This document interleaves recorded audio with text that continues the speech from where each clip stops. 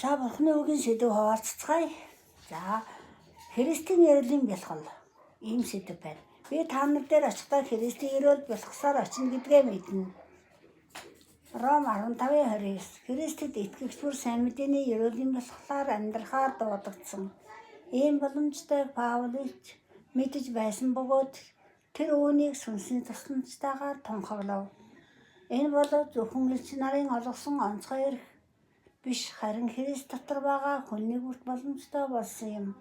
Бид бол Христийн ерөөлөөр дүүрэн амьдрахаар дуудагдсан хүмүүс. Энэ нь таны амьдралд хэрэгжинэ гэх шийдвэр гарга.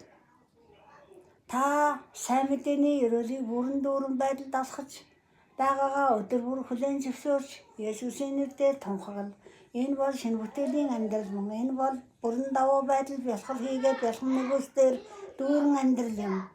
Эзэн Есүс залбирлын талаар өөрийнхөө шавнарт заахтаа бидний өдөр тутмын хүнсийг өнөөдөр бидэнд хайрлаач. Матай 6:11 гэснийг та битгий март. Энэ нь Тэнгэрлэг эцэгт минь бидний хүн нэгүст зориулан өдөр тутмын төсөв өдөр бүр тусгаалan хойрлсон Тэнгэрлэг хангалт байгаа юм. Тиймээс өөрт байгаа бүхэндээ сэтгэл хангалуун байж өдөр бүр тэдгээрийг ашигла. Танд хэрэгтэй бүхнийг Бурхан аль хэдийнэ танд өгчихсөн. Төвчлэн жилийн турш таны цуглуулад төлж амжаагүй өөрийнхөө төлбөрийг хүч дууд. Христ дэх амьдралаа баярлан бахархаж зохистой амьдрах хатуу шийдвэр гарга. 1-р Петр 3:9 төлсөнчлэн та ерөөлийг өвлөхөөр дуудсан. Тиймээс ерөөлөөр амьдр.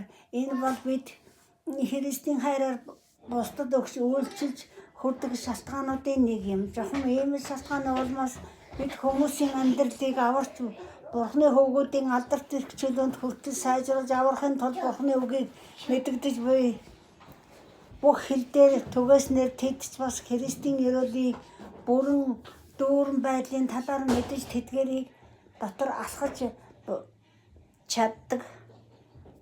За залбирцгаая. Эрхэм хүндэт эзэн Бурхан минь сайн мэдээний ерөөлийн бүрэн дүүрэн рүү намайг бидний дагуулсан баярлалаа. Би элбэг хангалуун дуусашгүй байдлаар алхаж ерөөл дотор хүмүүсийн амьдралыг сайжруулж ариун сүнсний хүчээр эзэн Бурхан таны төгс хүслийг биелүүлдэг Есүсийн нэрээр.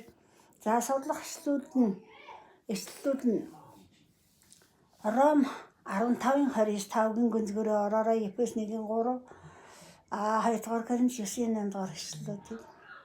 Бид бас Христийн ядуурлаар баяждагч бас бид Христийн шарахаар идгэлдэг.